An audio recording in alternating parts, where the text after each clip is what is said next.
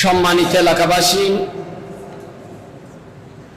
আমরা দীর্ঘদিন প্রতীক্ষার পর যাকে আমরা পেয়েছি উনি আমাদের মঞ্চে ইনশাআল্লাহ উপবিষ্ট হয়েছেন। সবাই বলি আমিন। আমরা জানি বিগত 15 বছর ধরে আমরা যাকে পছন্দ করতাম তারে দাওয়াত দিয়া আলোচনা শুনতে পারতাম না। আমরা দেখছি, আমি যখন 4র্থ শ্রেণীতে পড়ি দেখছি ছাগল একসাথে বাইন্দা 30টা এক দড়ি দিয়া বাইন্দা বেহারিয়ে বাইক নিয়ে যেত। কিন্তু বিগত 15 বছর দেখছি উলামায়ে কেরামদেরকে এক দড়ি দিয়া বাইন্দা গাড়ি দিয়া তারা নির্দিষ্ট জায়গা নিয়ে যেত। অথচ 2009 সালে আমি হজে গিয়েছিলাম। আজকে যেরকম বৃষ্টি, এরকম সারাদিন ওই দিন বৃষ্টি ছিল। আমি যখন আরাফাতের ময়দানে একটু নাস্তার জন্য বের হয়েছিলাম, আমার হাজি ভাইরা আমারে বলছে যে তুই ফুলাইন মানুষ, আমার লেগে কিছু নাস্তা আন। আমি নাস্তা আনতে রওনা দিলাম, এমন সময় দেখি আমার একটা ভাই, তিনি একটা হ্যান্ড মাইক নিয়ে দাঁড়িয়ে আছেন। আমি তার দিকে তাকাইলাম, সে আমার দিকে তাকাইলো। আমি তার দিকে চাইলাম, সে আমার দিকে চাইলো। চাইয়া সে অনেকক্ষণ পরে আমারে কয়, তুমি কি তায়ের ভাই? আমি কইলাম হ্যাঁ আমি তায়ের ভাই। আমি কি আমিন ভাই? কয় হ্যাঁ আমিন ভাই। আমরা দুইজনে একসাথে সার্চিনে লেখাপড়া করছিলাম। তোই তুমি এখানে কেন? আমি হজ করতে আসি। তুমি? আমি মদিনা ইউনিভার্সিটিতে পড়ি।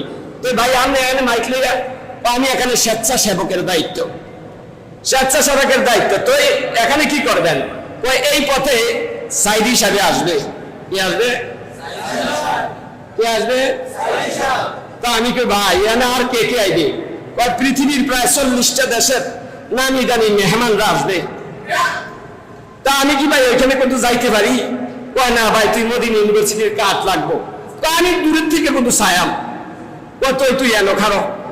তা আমি দেখতে পাইলাম যে আরাফাতের ময়দানে লাখো লাখো মানুষেরা তিল পরিমাণ জায়গা নাই যে একটু দাঁড়াইবার। ওই জায়গায় বাংলাদেশের কৃতি সন্তান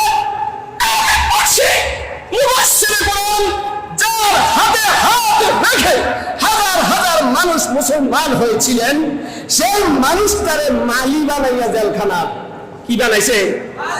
আর বলে বলেন কি বানাইছেন? অথচ পৃথিবীর শ্রেষ্ঠ জায়গা আরাফাতের ময়দান, ওইখানে উনি রাষ্ট্রীয় সম্মাননা ভাইয়া তার এই জায়গা ইজ্জত পাইছে। আর বাংলাদেশের নিকৃষ্ট জায়গা জেলের ভিতরে মালি বানাইছে। কি বানাইছে? এরকম উলামায়ে কেরামের কথা আমরা শুনতে পারি নাই 15 বছর। আমরা যারা দাওয়াত দিতাম যাই, ওই আগে থানায় যাও। কোথায় যাও?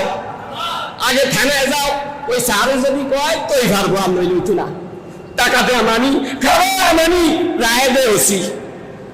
তা আল্লাহ যাতে যাদের উসিলায়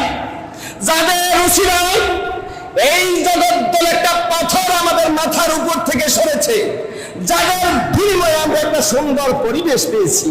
যারা যেখানে চলে গেছে আল্লাহ যেন তাদেরকে জান্নাতের উচ্চ মাকাম দান করে। সবাই বলি আমিন।